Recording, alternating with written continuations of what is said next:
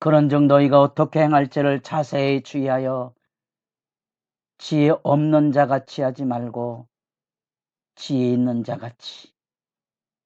세월을 아끼라. 때가 악하니라. 술 취하지 말라. 이는 방탕한 것이니 오직 성령으로 충만함을 받으라. 생명의 이슬을 머금은 새벽의 기도자 여러분, 주님을 만나는 은혜의 감격이 여러분의 삶을 빛으로, 지혜로, 성령의 충만함으로 열어가는 분별력이 새롭기를 소망합니다. 오늘 우리가 읽어갈 말씀은 5장 15절에서 21절 에베소서 말씀입니다. 지혜와 성령의 충만함에 대한 얘기입니다.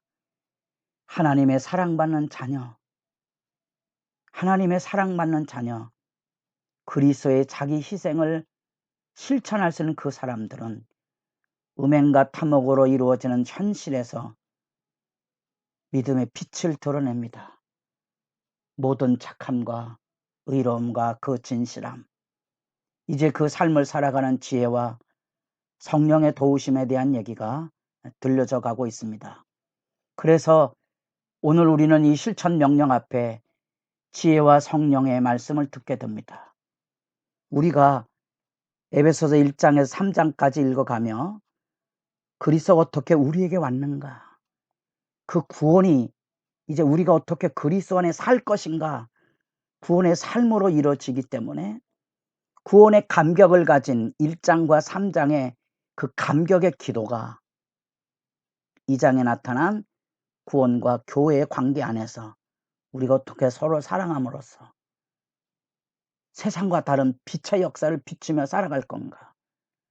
문방만 나서면 아담의 신전을 중심으로 해서 돌아가고 있는 세상의 질서 앞에 어쩌면 직장을 잃어야 되는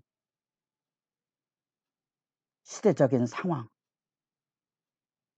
성적인 방종으로 이루어지는 쇠퇴 현실, 우상숭배에 고기를 먹지 않으면 고기를 먹을 수 없는 시대적인 상황 앞에서 신앙의 양심을 지키는 것이 무엇인가를 돌아봐야 되는 구체적으로 또 절실하고도 분명한 삶의 자리 안에 우리는 어떻게 살아가야 될지, 그게 지혜의 이야기고 지혜의 초대입니다. 그런 점에서 1장 8절 모든 지혜와 총명으로 살아야 될 그리스도인의 본분, 모든 지혜와 총명으로 어떻게 행할지를 주의 깊게 살펴 살아가는 겁니다. 주의 깊게 살피는 방식이 뭔가니 세월을 아끼는 거죠. 다시 말하면 숨겨진 보화를 찾듯이 매일 매 순간 방탕과 방종의 삶을 살아가는 구습의 삶의 자리, 공중권세를 잡고 악이 지배하는 쇠퇴 현실 앞에서 어떻게 하면 매 순간 최대한 우리가 그리스도 안에서 모든 착함과 의로움과 진실함으로 살아갈 수 있을지, 나만이 아니고 교회가 함께 그 일을 이루도록 분별하는 게 지혜입니다. 그래서 지혜는 아까 마주쳐 싸워가며 빛과 어둠처럼 드러납니다. 교회가 세상에 해야 할 일은 이 빛과 어둠을 밝혀주는 겁니다. 우리가 왜 기도해야 됩니까? 내가 빛과 어둠을 알아야 하고 교회가 빛과 어둠을 알아야 됩니다. 왜? 그리스도를 통하여 하나님이 우리를 구원하신 것은 우리와 교회가 복받고 잘 살고 끝이 아닙니다. 우리와 교회가 복받고 잘 삶으로써 사명 있는 거에 어둠을 밝혀야 되잖아요. 세상에 고통받는 사람들에게 희망을 주고 은혜를 끼치고 복음을 전하고 따뜻한 사랑을 나눠주는 일들을 해야 하는 거지요. 사명을 잃어버리면 오늘의 이런 말씀들이 잔소리로 들려오거나 그냥 점잖은 도덕적인 훈계로 들려오는데 그것이 아니고 목숨을 걸고 지키지 않으면 구원을 세상에 전해줄 수 없다는 절박한 상황 속에서 하나님의 말씀을 받아야 하는 거지요. 그런 점에서 그리스도인으로 살아가는 것은 하나님이 주시는 지혜, 주님이 기뻐하시는 것이 무엇인가를 늘 생각하며 사는 겁니다. 과연 이것이 주님을 기쁘시게 하는 걸까? 이것이 진정한 이웃을 사랑하는 것일까? 이게 교회를 위한 일일까? 아니면 교회를 허무는 일일까? 이런 분별을 가지고 살아야 한다는 거죠. 때가 악합니다. 악의 지배가 있습니다. 그래서 2장 1절에 3절 진노의 자녀로 살아가는 세대 풍조, 불순종과 욕망의 추구를 언제나 검증해 보셔야 됩니다. 목회자들도 교회의 부흥을 꿈꾸고 있지만 왜 부흥을 꿈꾸고 있느냐? 방향성이 제대로 설정이 되지 않아서. 여러분, 사업을 하는 사람이 사업 잘 되는 거, 목회가 부흥되는 사업 잘 되는 것처럼 사업적인 이해를 하는 거예요. 사역적인 이해를 해야 되거든요. 사업과 사역의 큰 차이는 아십니까? 영원 사랑입니다. 100명을 전도하는 게 중요한 게 아니고 내 이웃 한 사람 한 사람을 살려가는 게 더 중요한 출발입니다. 100명의 숫자가 아니고 내 이웃에 고통받는 사람들을 돌보면서 그들에게 복음이 증거되는 거거든요.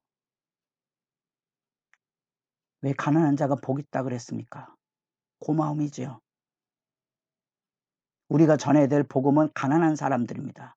다시 말하면 뭐 경제적인 그런 얘기를 하고 있는 게 아니고 죄 아래 고통과 아픔에 허무에 방황하는 영혼들입니다.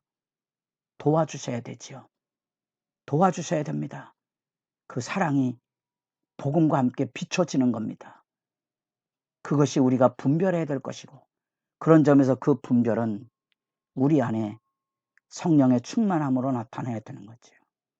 그 성령의 충만함에 대하여 거기에 5가지 수식어구가 있습니다. 헬라어에서는 이것이 이제 분사형으로 5개 구절이 있습니다.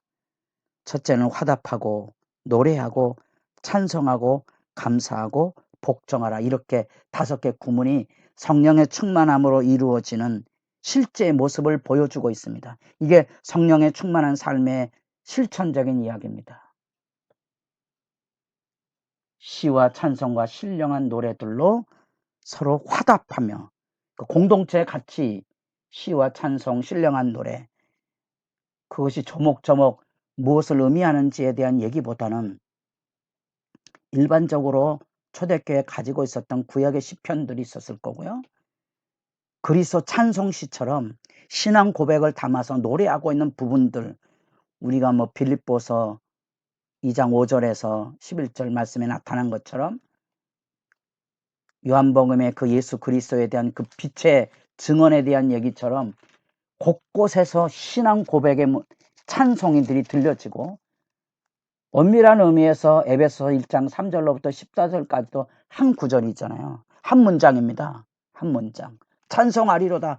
이런 것들은 서로 암송과 찬송과 서로 화답하고 그 말씀을 가지고 서로의 얼굴을 빛나게 함으로 이 세상과 다른, 어쩌면 실직을 당하는, 어쩌면 멸시를 당하고 소외를 당하는 고통과 상처받은 영혼들이 교회 안에 함께 찬송하고 기뻐하고 즐거워하며, 그럼에도 불구하고 뒤로 물러가지 아니고 빛의 삶으로 세상과 더불어 싸워가는 그 경배의 서로 화답과 서로를 세움의 모습을 이 시와 찬송과 신령한 노래로 화답한다는 말씀 속에 만나게 됩니다.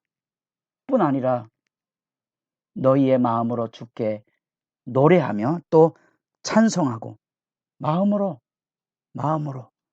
각자가 이제 공동체가 아닌 각자가 받은 은혜의 기쁨과 감사를 표현하고 하나님의 은혜를 따라 살아가는 실천적인 삶의 찬송을 즐거워하며 살아가는 그 예배적인 삶의 실제적인 변화가 여기 있습니다. 성령의 충만함으로.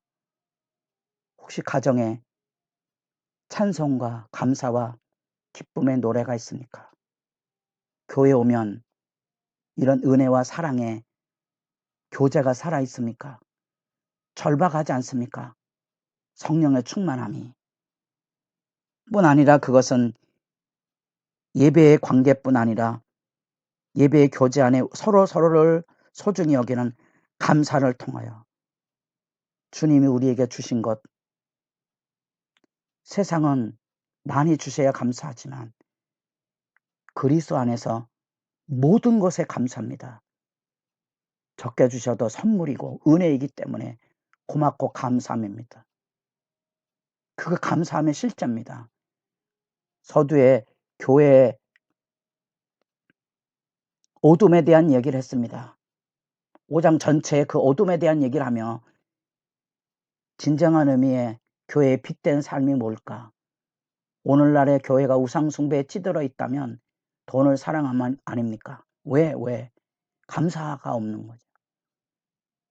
감사는 기쁨으로 드리고 나누고 살피는 겁니다. 많고 적음의 문제가 아닙니다. 많고 적음의 문제 때문에 위선을 하게 되고 큰 소리 치게 되고 가난한 사람들을 홀대하고 상처받게 하는 거지요. 감사가 그 모든 것들을 무너뜨리는 겁니다. 진실한 교제를 이루고 그 다음에 열쇠와 같은 실천적인 마지막 성령 충만의 실제는 5장 21절입니다. 그리스도를 경외함으로 피차 복종하라. 이 말씀은 이후에 아내들이여 남편들이여 이렇게 이루어져 갑니다. 실천적인 삶의 복종이 우리에게 우리 삶 안에 어떻게 이루어질지를 열어주고 있는 겁니다. 우리에게 빛된 삶이 살아있는가? 그래서 이제 비로소 우리가 피차 복종하는 삶의 말씀에 소중히 서 있는가? 내일 그 실천적인 피차 복종의 말씀으로 나아가기를 기다리며 여러분 성령의 충만함을 기도하시기 바랍니다.